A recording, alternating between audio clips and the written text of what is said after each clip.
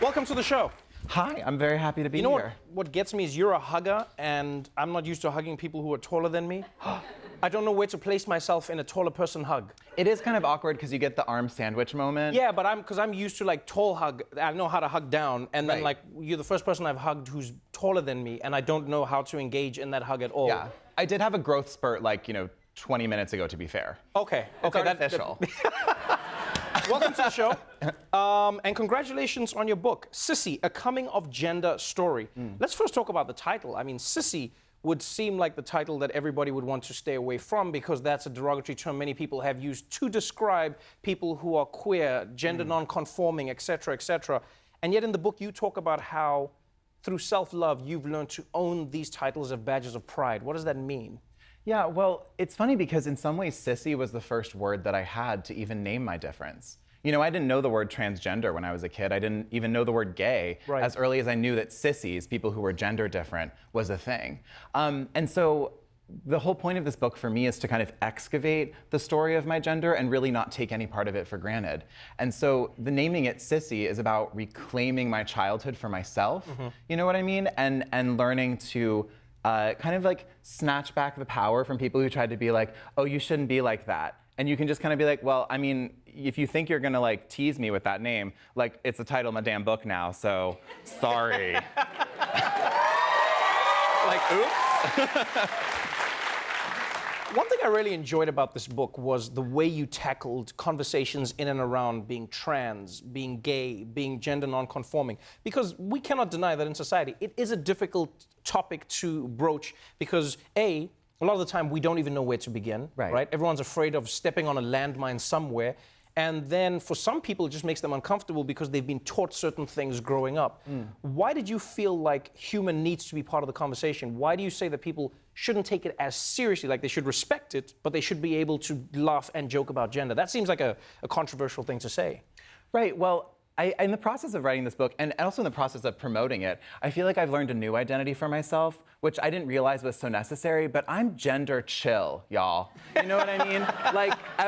Because I don't want to live in a world, like I want to think about what is the future we want to build for trans folks. Right? What is the future that I want to live in? And the future I want to live in is not some future where like, you know, there's no gender and everyone wears like gray hoodies and sweatshirts and like, you know, shaves their head and like whatever. Like that's not the world I want to live in. I want to live in a world where gender is this playful thing, where there's no patriarchy, no misogyny, none of the things that make gender suck.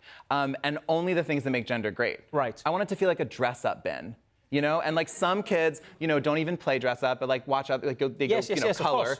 And then some children, I don't know who, like, you know, go in the dress-up bin and are like, how much can I put on my body and still stand up? Right, and that's something you actually encourage in the book, which I found really interesting. You said one of the things that you think could help us in society is if people experimented more with their gender. So people going out there and dressing in clothes that they wouldn't normally. You said, for instance, everybody should try on a three-piece suit, regardless of their gender. Just try it on and see how it feels. Why do you think that's so important?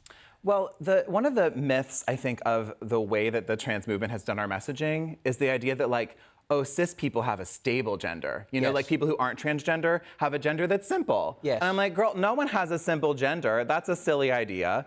And more importantly, everyone should try out new things. You know, we grow up in a world, or at least most of us grow up in a world, where our gender possibilities are shut down from the moment we're children. Right. And I think it is everyone's responsibility and everyone's opportunity to explore what else that could look like. Why do you think people are so afraid of it, though, and so hateful towards it? Because, I mean, in my world, I've always gone, if somebody's not hurting me, or it's not hurting other people, why does it affect you? But there are people who are vehemently opposed to everything that you represent as a human being.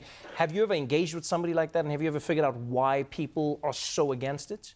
Yeah, I have a lot of empathy, actually, for people who are really uncomfortable around me, or who, you know, stigmatize trans folks, or who, you know, just like straight up hate, you know, gender nonconforming people. And the reason I have empathy is because it's like when someone catcalls me in the street, you know, when someone, you know, like is violent towards trans folks, I'm just like, darling, your trauma is showing.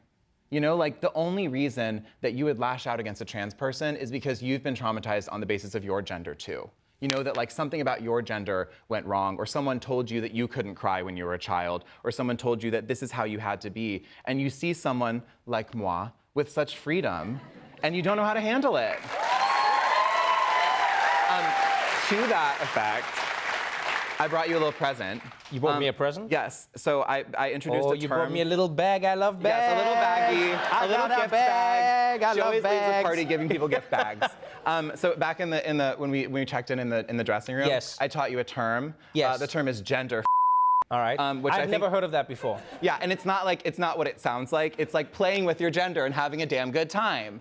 And so I brought you some clip-on earrings. Oh, wow. Because I figured So you could use. So I get to wear these? Yeah. So you see. You know this what is- kills me with clip-ons a lot of the time is they give me headaches. But these ones aren't tight, I promise. Are you sure? They're good ones. No, they're. 'Cause a lot of the time they'll like give you headaches. No, they're gentle. Yes. And look at that! Wow. Trevor, this is. I mean, like, I don't want to like be your stylist right now, and I don't want to like, this is a look. Now- you realize this is a look, right? You know what's interesting for me to your ideas of gender and how we identify it and what signifies gender around the world is in South Africa and in many African cultures, men will wear earrings like this, and to your point, it doesn't like no one will be like, oh, that man is not man, or do you get what I'm saying? Yeah. It's funny because like this, I'm just like, oh, I look traditional right now. I could be. Like, that's what I'm thinking right now. Right. Like if my grandmother saw it, she'd be like, finally, he's connecting with his roots. Yes. Thank you so much for being on the Of show. course. It's a really beautiful book that talks about gender in a really honest and funny way. Sissy is available now. Jacob Tobia, everybody.